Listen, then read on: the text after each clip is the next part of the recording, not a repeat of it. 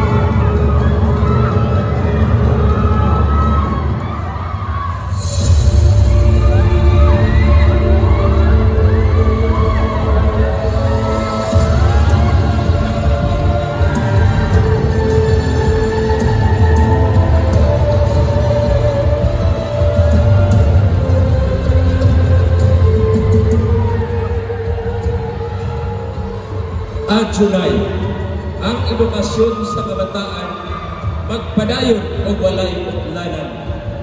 Kalisod man ang atong nahiaguman, serbisyong tipos para sa tanan.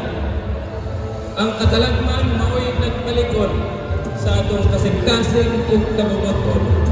Paagi tinguha atong nangkon mao'y gasa sa atong labaw mga nasinati man nato ang pandemya buhat sa kaluoy na ipakita ka.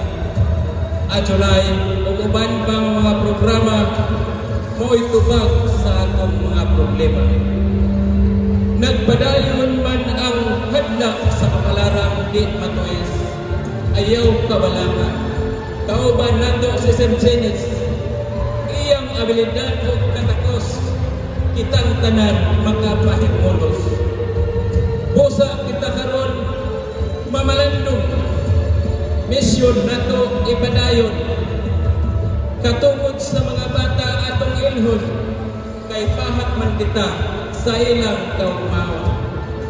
May sugo natong ipakita sa mga bata daw bato nga dili manugta mudagayday man ang atong mga luha.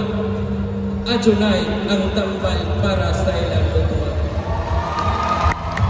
Bagyo, unos, ulurang man, usa ka buhing kamaturan, kang katalagman may katapusan, bukang kahayag mo'y maghari sa kanan.